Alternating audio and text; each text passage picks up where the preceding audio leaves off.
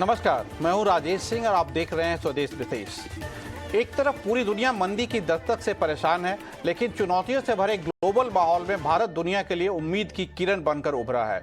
एक तरफ खर्चे को कम करने के लिए अमेजन और गूगल जैसी बड़ी कंपनियां वर्कर्स की छटनी कर रही हैं, लेकिन भारत में प्रोफेशनल्स के लिए गुड न्यूज है। यहां कंपनियां 2023 में बेहतर इंक्रीमेंट देने की तैयारी में है। इस गुड न्यूज है एचआर कंसल्टेंसी फर्म एओन की सर्वे रिपोर्ट। सर्वे के मुताबिक भारतीय कंपनियां इस साल वेतन में 10.3 दशमलव की इजाफा कर सकती है। हालांकि ये ट्रेंड पिछले साल के 10.6% से कम है, लेकिन मंदी की आशंका और रोजाना चल रही छटनी की तलवार के बीच ये आंकड़े शानदार हैं। एओन ने अपने 28वें सालाना सैलरी में इंक्रीमेंट में सर्वे में 1400 कंपनियों और 44 इंडस्ट्रीज को शामिल किया है।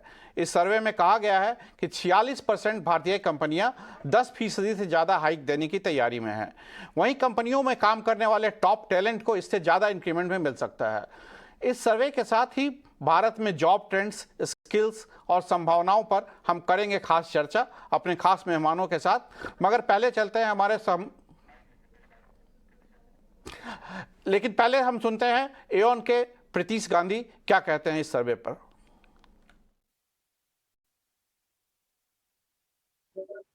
देखिए, हमें इस 10.3% इंक्रीमेंट को बहुत पॉजिटिवली देखना चाहिए, क्योंकि रियल वेज इंक्रीमेंट भी 5.2 है, जो दुनिया की ज्यादा से ज्यादा देशों से ज्यादा है।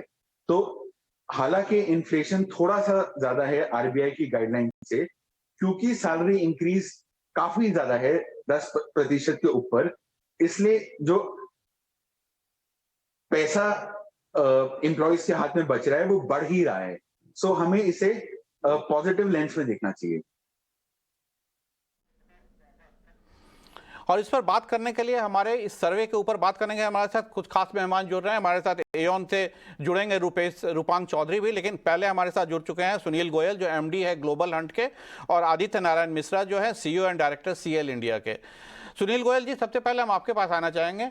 क्या आप इस सर्वे के नतीजों को मानते हैं कि भारत, जहां पूरी दुनिया जो है वो मंदी की कगार पे है, जो वार है यूक्रेन क्राइसिस वो अभी चली है आ रही है, 1 साल होने को आया, लेकिन अभी तक उसके खत्म होने के आसार नजर नहीं आ रहे हैं। ऐसे में क्या भारत में ग्रोथ बनी रहेगी और क्या एम्प्लॉयज जो है डबल डिजिट सैलरी ग्रोथ की आशा कर सकते हैं? हाँ, मैं इस सर्वे से काफी हद तक सहमत हूँ। और मैं आपको बताऊं तो भारत एक अनोखा देश है जो ज्योग्राफिकली जिसके पास बहुत बड़ा एडवांटेज है। यानी हम एक ऐसा देश है जो ज्योग्राफिकली 24/7 ऑपरेट करने की एबिलिटी रखता है। हमारी कंट्री एक ऐसा देश है जहाँ पे हर तरह के स्किल सेट्स के लोग अवेलेबल हैं। हमारी पॉपुलेशन हमारे लिए एसेट है आज की डेट में, और कोई भी स्किल सेट्स जो दुनिया में कहीं नहीं मिलता वो हमारे देश में मिलता है।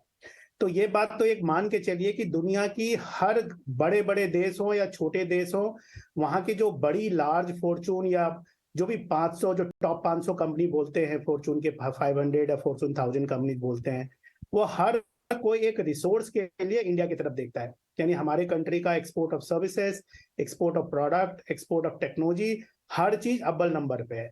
नंबर 2 अगर आप देखें तो हमारे यहाँ एक कॉस्ट इफेक्टिवनेस है कंपेयर टू डेवलप्ड मार्केट के।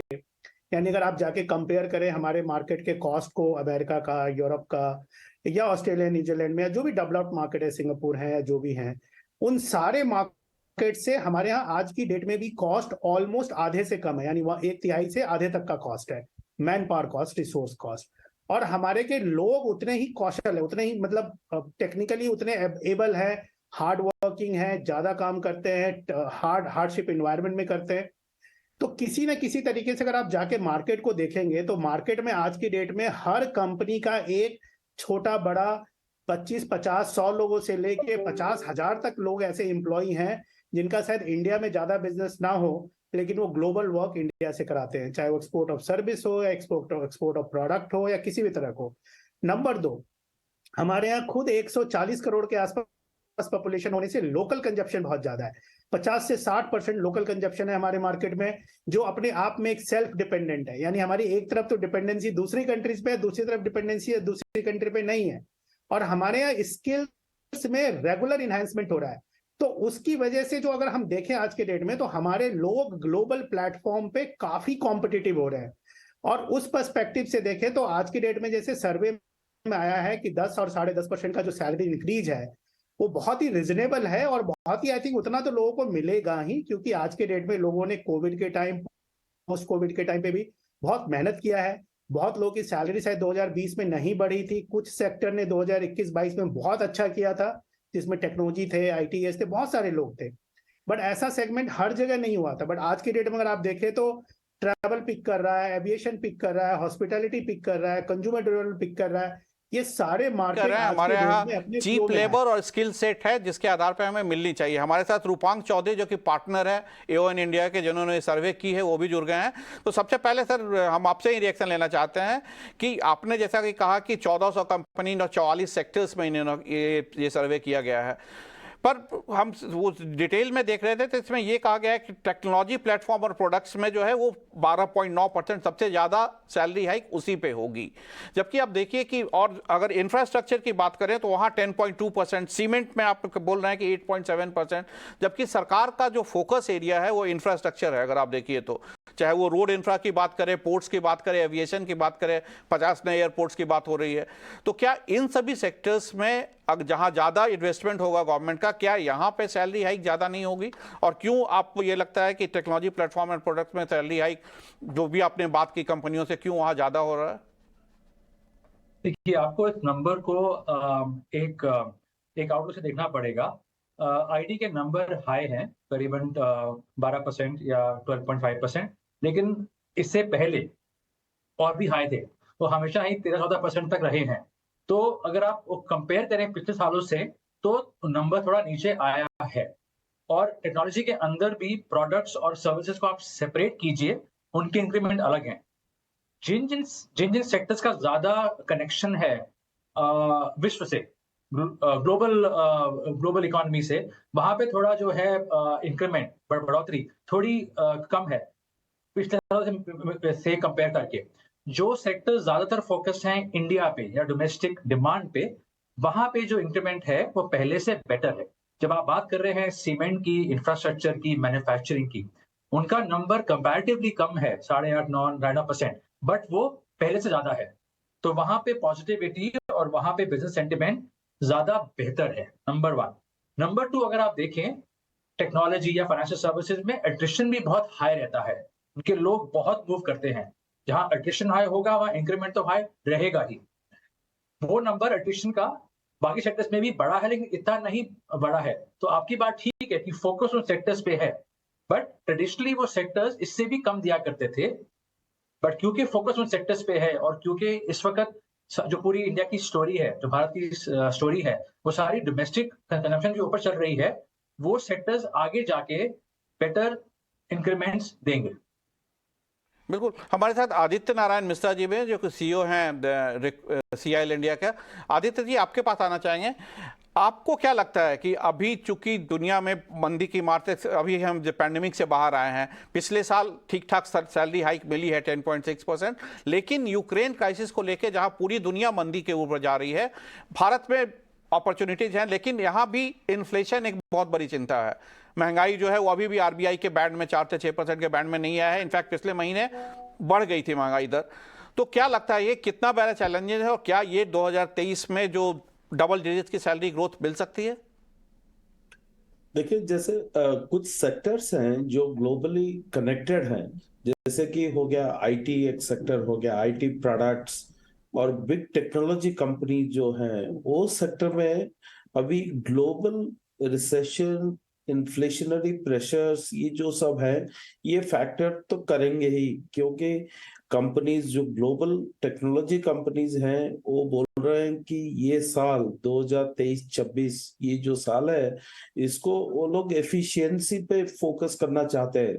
मतलब कॉस्ट को कैसे ऑप्टिमाइज कर सकते हैं, get more out of less, वो उनका फोकस रहेगा। इसलिए मुझे लगता है कि ये जो ग्लोबल टेक्नोलॉजी सेंटर्स है और बिग टेक्नोलॉजी कंपनीज हैं, वहां पर जितना हो सकता था उतना इंक्रीमेंट नहीं होगा, लेकिन 10% के ऊपर तो रहेगा स्टैंडर्ड इंक्रीमेंट। वो एक पॉइंट नंबर 1। पॉइंट नंबर 2, जैसे रूपान जी ने बताया कि देखिए इंफ्रास्ट्रक्चर जो इकोनॉमी का कोर सेक्टर्स है, सीमेंट हो गया, मैन्युफैक्चरिंग हो गया, माइनिंग हो गया, इंफ्रास्ट्रक्चर हो गया, पिछले काफी सालों से वो सेक्टर में इंक्रीमेंट काफी कम रहा है। लेकिन इस बार गवर्नमेंट बजट ने जो सब प्रस्ताव लाया है, वो सब प्रस्ताव को कुछ रूपांतरित करने के लिए, रियलाइज करने के लिए, वो सेक्टर में टैलेंट का डिमांड बढ़ने वाला है। टैलेंट डिमांड को जब बढ़ता रहेगा, तब टैलेंट अट्रैक्शन और रिटेंशन के लिए ये सेक्टर को थोड़ा ज्यादा इंक्रीमेंट देना पड़ेगा। पहले 6% 7% पे ये सेक्टर सब चल रहे थे एवरेज हाई, लेकिन इस बार शायद 8-9% पे जाएंगे। अभी point number 3, services in general as a sector, जो हो गया आपका financial services, retail, hospitality, entertainment, professional services, ये जो सब सेक्टर्स हैं, ये सेक्टर में ट्रेडिशनली अट्रिशन ज्यादा रहे हैं, क्योंकि ये सेक्टर में मोबिलिटी और ये सेक्टर में ग्रोथ रहा है। लेकिन इस बार मुझे लगता है जो पिछले साल जैसा था, इस साल मोर और लेस सिमिलर रहेगा ये सेक्टर में। लेकिन लोगों का एक एक्सपेक्टेशन बढ़ गया है, क्योंकि थोड़ा सेंटिमेंट पॉजिटिव हो चुका है इंडिया में, तो इसलिए लोगों का एक्सपेक्टेशन शायद ज्यादा रहे, लेकिन प्रैक्टिकली जो एक्चुअल सैलरी हाइक्स होंगे सर्विसेज सेक्टर में, वो शायद मोर और लेस सेम रहेंगे लाइक लास्ट ईयर। सो ये मेरा मानना है। बिल्कुल, आपने ठीक कहा कि इंडिया में अपॉर्चुनिटीज है। और अगर आप देखिए कि कल वर्ल्ड बैंक ने भी बोला कि इंडिया में 8% तक का ग्रोथ रेट हो सकता है, आरबीआई का प्रोडिक्शन है 7% का। सुनील गोयल साहब, अब आपके पास आना चाहेंगे। आपको क्या लगता है कि अभी हमने देखा विप्रो की एक रिपोर्ट आई थी कि वहां पे एंट्री लेवल जो हायरिंग हो रही है, वहां खासकर आईटी सेक्टर में, वो पिछले 10 सालों से 3.5 लाख 4 लाख के बीच में पड़ी हुई हैं। विप्रो की रिपोर्ट आई थी कि उन्होंने ऑफर लेटर दिया था 6-6.5 लाख का, लेकिन जब ज्वाइनिंग करना हुए तो लोगों को 3.5 लाख का ऑफर दे रहे हैं। तो ये एंट्री लेवल जॉब्स में क्यों नहीं बढ़ रहा है? वहां इन्फ्लेशन इंपैक्ट क्यों नहीं आ रहा? देखिए, इसमें 2 चीजें बताता हूँ। एक तो सबसे पहली चीज ये है कि एंट्री लेवल पे आज के डेट में हमारे यहाँ जो एजुकेशन सिस्टम है और जो इंडस्ट्री की डिमांड है, वहाँ एक थोड़ा सा गैप है, डिस्कनेक्ट है। यानी जो बच्चे कॉलेज से पढ़ के निकलते हैं, उनका प्रैक्टिकल नॉलेज, हम ओजेटी बोलते हैं, on job experiences, on job trainings, वो बहुत लिमिटेड होता है। तो ये जितनी ऑर्गेनाइजेशन है, इन सबको initially 6 months to 1 year actually उन सारे कॉलेज पास आउट्स को, चाहे वो इंजीनियरिंग कॉलेजेस से लेते हैं या एमबीए से लेते हैं, किसी भी प्रोफेशनल कॉलेजेस से लेते हैं, इन सारी ऑर्गेनाइजेशन को इन्वेस्ट करना पड़ता है उन बच्चों की ट्रेनिंग पे। नाउ ईयर 2021 एंड 2022 का जो फर्स्ट हाफ था या लेटर 3rd क्वार्टर तक जो था, वो एक्सेप्शनल ईयर था लास्ट 15 सालों में। तो 10 से 15 सालों में डिमांड इतनी बढ़ गई थी टेक्नोलॉजी के अंदर में कि एक एक इंडिविजुअल के पास 5-5, 7-7, 10-10 ऑफर आ रहे थे। यानी इंडस्ट्री में लिटरली ऐसा लगने लग गया था कि रिसोर्स डेफिशिएंट हो गया, मतलब डिमांड ज्यादा है, लोग कम है, लोग मिल नहीं रहे थे। और ये जो बड़ी आईटी सर्विसेज कंपनीज है, विप्रो है, इन्फोसिस है, टीसीएस है, कॉग्निजेंट है, आईबीएम है, एक्सेंचर है, जितनी ऑर्गेनाइजेशंस हैं, ये मोस्टली ऑर्गेनाइजेशंस कॉलेजेस से बहुत लार्ज नंबर में लोगों को हायर करती हैं, यानी हजारों में, लाखों में लोगों को हायर करती हैं, उनको ट्रेन करती है ऑन जॉब ट्रेन पे 6 months to 1 year, और फिर वो कस्टमर प्रोजेक्ट्स पे डालती है। और ऑब्वियस है उसके 1 साल या 2 साल के बाद उन्हीं रिसोर्सेज की वैल्यू 2 गुना से 2.5 गुना से 3 गुना हो जाती है, क्योंकि उनको ट्रेनिंग, एक ऑन जॉब ट्रेनिंग मिल जाती है। तो अगर मैं स्पेसिफिक करंट इंसिडेंट बताऊं, तो मुझे लग रहा है कि ये सारी हायरिंग 2021 और 2022 के वेव के कारण हुई। Higher number expectation, industry was growing, global demand बढ़ी हुई थी बहुत ज्यादा। और हमारे यहाँ जो आईटी और आईटीईएस सेक्टर है, डायरेक्टली अफेक्टेड होता है यूएस मार्केट से, यूएस और नॉर्थ अमेरिका मार्केट से बोलिए मेजरली। जब वहां डिमांड में स्लगिश हुआ, वहां डिमांड स्लो हुआ, तो सडनली इनके यहाँ पर हर कंपनी ने अपनी हायरिंग स्लो कर दी। हायरिंग स्लो करने के साथ ही क्या हुआ कि एट्रिशन कम हो गया। और अगर एट्रिशन कम हो गया और उनके जो नए हायरिंग्स थे, उनके ऑफर डिक्लाइन रिड्यूस हो गए, ऑटोमेटिकली कॉस्ट पे प्रेशर आना शुरू हो जाता है, क्योंकि उनके भी जो कस्टमर्स होते हैं वो भी प्रेशर डालना शुरू कर देते हैं उसके ऊपर। तो मुझे क्या लग रहा है, जो ये इंसिडेंट होगा, ये मेरा अपना सोचना है, हालांकि हर कंपनी के अपने कारण हुए होंगे किसी चीज को कट और नहीं कट करने के। ये मेजर ये डिमांड सप्लाई का एक गेम है। जैसे ही अभी सप्लाई सडनली स्टेबल हुई है, हम ये जो ट्रेंड देख रहे थे, ये पिछले 10 साल का ट्रेंड बता रहे थे कि पिछले 10 सालों में वो लेवल बना हुआ है। रूपांक जी, हम आपसे जानना चाहेंगे कि एक तरफ आपका जो सर्वे है इसमें ये कहा गया है कि एट्रिशन रेट जो है वो 21% से ज्यादा है, 21.4% और समथिंग। ये एट्रिशन रेट क्या एक रीजन उसका ये भी है कि बहुत लो लेवल पे हाइक होती है और लोगों को ज्यादा अपॉर्चुनिटीज मिलती है, ज्यादा सैलरी हाइक मिलती है, या कुछ और आपने क्या ट्रेंड देखा इसमें? नंबर 21.4% है और ये पिछले 15-20 साल में सबसे हाईएस्ट नंबर है और इसके कई कारण हैं। इसका एक तो कारण ये भी है कि जो इनवॉलंटरी अट्रिशन है, मतलब जहाँ पे लोग खुद नहीं जाते, उनको बोला जाता जाने के लिए, वो बढ़ गया है। वो 3.9% था पिछले साल, अब 4.4% हो गया है। तो जो हम बात कर रहे हैं ये टेक लेऑफ्स वगैरह की, उससे भी जो ओवरऑल नंबर है उसमें बढ़ोतरी आई है, वो एक कारण है। दूसरा कारण ये है कि अगर आप टेक सेक्टर भी देखें, वहां भी एट्रिशन काफी है, बिकॉज लोगों के पास अभी भी काफी सारे ऑफर्स हैं। जो टेक टैलेंट है, डिजिटल टैलेंट है, उनकी डिमांड बाकी सेक्टर्स में बहुत है, चाहे वो बैंक्स पे हो, चाहे फार्मा कंपनी में हो। लोग वहां से उठ के वहां पे जा रहे हैं, तो उनको वहां ऑफर मिल रहे हैं, तो उसमें एट्रिशन काफी हाई रही है। तीसरी चीज ये है कि जो हम बात कर रहे हैं उन सेक्टर्स की जिनके ऊपर रिकवरी हुई है, जैसे मैन्युफैक्चरिंग हो गया, ऑटो हो गया, सीमेंट हो गया, हॉस्पिटैलिटी हो गया, एविएशन हो गया, एरोस्पेस हो गया, टेलीकॉम हो गया, रिटेल हो गया, एफएमसीजी हो गया। उनमें पिछले 2-3 साल तक हायरिंग नहीं हुई थी, अब वहां पे हायरिंग हो रही है। वहां पे हायरिंग होगी तो कहीं से लोग आ रहे हैं, तो वहां भी एट्रिशन और लोग आना जाना चल रहा है। तो अगर आप ये 3 कारण देखें, उससे जो प्रेशर है एट्रिशन पे वो काफी आया है। और जो अभी 2 मिनट पहले बात हुई, मैं उससे बिल्कुल सहमत हूँ। जो हमारा टैलेंट जिसकी डिमांड है, उसका सप्लाई अभी भी कम है। जो मिड लेवल पे है, या जो थोड़ा डिजिटल टैलेंट है, या जो थोड़ा न्यू एज स्किल टैलेंट है, उसकी डिमांड ज्यादा है और सप्लाई कम है। जब तक वो रहेगा तो एट्रिशन बढ़ती रहेगी और इंक्रीमेंट में प्रेशर आता रहेगा। जूनियर मैनेजमेंट में एट्रिशन रही है हाई, क्योंकि लोगों के पास ऑफर है, अपॉर्चुनिटीज हैं। लेकिन इसमें अगर आप देखिए जो मिडिल मैनेजमेंट लेवल है, वहां भी एट्रिशन हाई रही है, क्योंकि वहां पे लोगों के पास ऑप्शंस हैं और जो स्किल सेट्स है वो मार्केट में अभी भी काफी कम है। बिल्कुल, आपने ठीक कहा। आदित्य जी, हम आपसे जानना चाहें, क्या आप इनकी बातों से सहमत हैं कि चूंकि स्किल सेट के लोगों की कमी है, वो एक एट्रिशन के लिए सबसे बड़ा रीजन है? क्योंकि जो फ्रेशर्स आते हैं उन्हें 6 महीना 1 साल की ट्रेनिंग के बाद स्किल सेट आ जाता है, वो ट्रेंड हो जाते हैं, तो उनको अपॉर्चुनिटी ज़्यादा मिलने लगती है। ना, वो तो सही है, क्योंकि आपका ट्रेनिंग हो गया और आपका स्किल लेवल बढ़ गया है, तो आप दूसरी जगह जाकर ट्राई कर सकते हैं। वो एक रीजन है। और एक रीजन है हमारा सोशियो इकोनॉमिक फैक्टर्स। हमारा जो एम्बिशन लेवल है बच्चों के जो 20s में रहते हैं, यंग टैलेंट है, तो उनको कंटिन्यूअसली ये रहना कि ये प्रेशर रहता है, पीयर प्रेशर रहता है उनके ऊपर कि वो ज्यादा से ज्यादा इनकम बढ़ाते रहें। तो इनकम बढ़ाने का एक चांस है कि और एक दूसरे कंपनी में जाकर आप ट्राई कर लीजिए। तो और जो जो सेक्टर में ज्यादा हायरिंग हो रहा है, मतलब वो सेक्टर में काफी सारे एक्शंस है, वो सेक्टर में टैलेंट को अट्रैक्ट करने के लिए सैलरी इंक्रीज करना पड़ता है।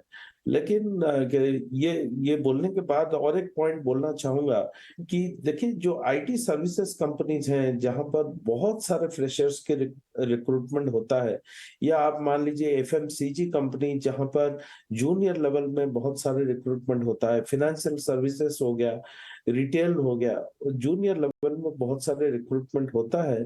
वहां पर क्या एक फैक्टर काम करता है कि लोग वो तो भर्ती हो जाते हैं, कुछ उनको ट्रेनिंग मिल जाता है, लेकिन वहां पर उनको कुछ दिनों के बाद उनको पता चलता है कि शायद ये जॉब मेरे लिए ठीक नहीं है, मैं और कुछ करना चाहता हूँ। हायर स्टडीज के लिए लोग निकलते हैं। इसलिए आप ये सब 4-5 फैक्टर्स हैं कि एट्रिशन जूनियर लेवल में ज्यादा रहता है। लोगों को उतना एक्सपीरियंस नहीं रहता है, अनुभव कम रहता है और उनका स्किल सेट भी इंडस्ट्री के साथ मैच नहीं होता है। तो ये सब फैक्टर को सामने रखते हुए हम समझ सकते हैं कि अट्रिशन थोड़ा ज्यादा रहता है।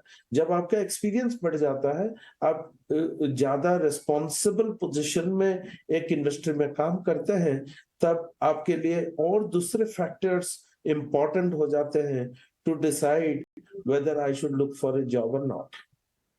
इसलिए वहां पर एट्रिशन थोड़ा कम रहता है। ये रीजन हो सकता है। सुनील गोयल जी, हम आपके पास आना चाहें, एट्रिशन से अगर हम ले ऑफ की तरफ आए, दुनिया की बड़ी बड़ी कंपनियों में काफी ले ऑफ्स हो रहा है, इंडिया में भी बहुत सारे सेक्टर्स में ले ऑफ्स हो रहे हैं, तो ले ऑफ्स के क्या रीजन हो सकते हैं? एट्रिशन तो बेटर अपॉर्चुनिटीज के लिए हो रहे हैं, लेकिन ले ऑफ्स क्या कॉस्ट कम करने के लिए कंपनी करती है कि सीनियर एम्प्लॉइज को ले ऑफ करके फ्रेशर्स हायर करें, उन्हें ट्रेन करके आगे बढ़ाएं?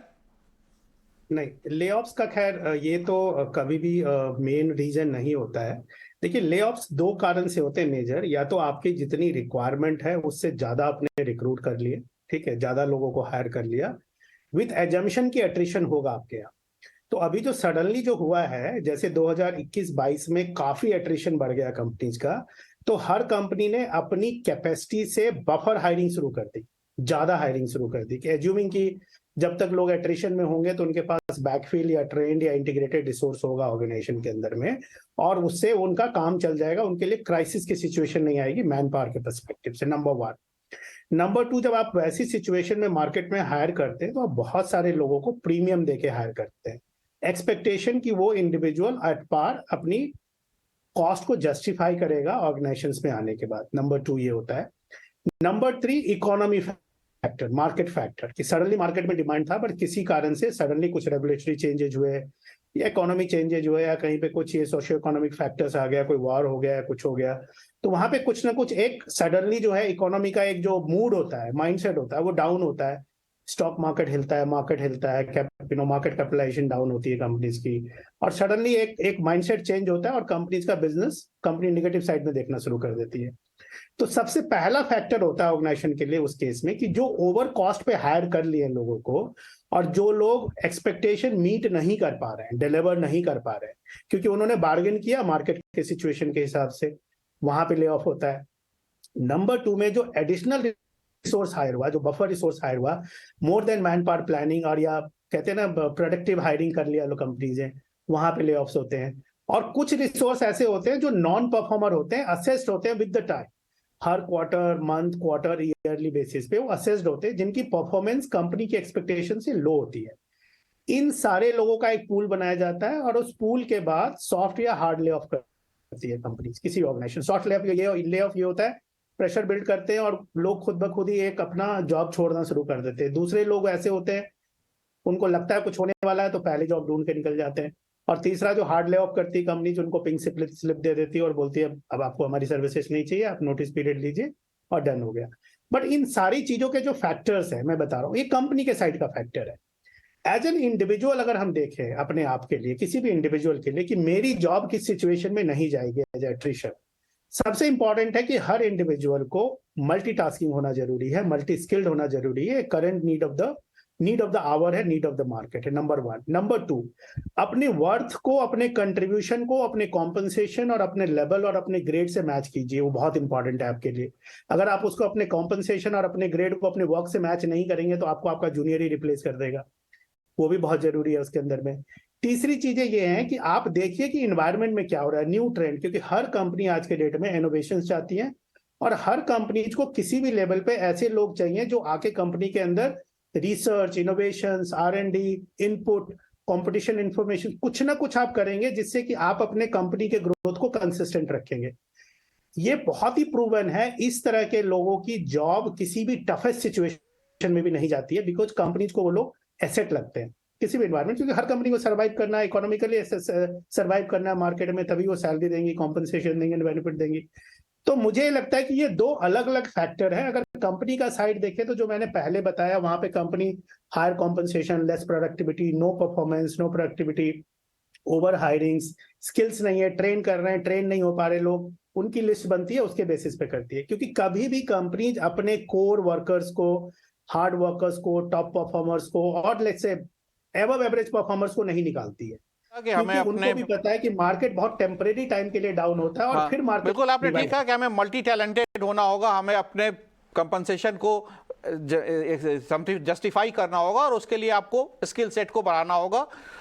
ये तो रही दूसरी बात, लेकिन इन सबके बीच एओन का जो सर्वे है वो एक पॉजिटिव इंपैक्ट देता है एम्प्लॉइज के बीच में कि आने वाला साल, आने वाला इंक्रीमेंट जो अप्रैल सेशन से शुरू होगा उसमें आपको अच्छे इंक्रीमेंट मिल सकती है। भले ही ये पिछले साल के मुकाबले मामूली कम है, लेकिन डबल डिजिट ग्रोथ हुआ है। तो आज के लिए बस इतना ही, हमारे पास इतना ही वक्त था। आप सभी मेहमानों का आपसे बात करने के लिए बहुत बहुत धन्यवाद। नमस्कार।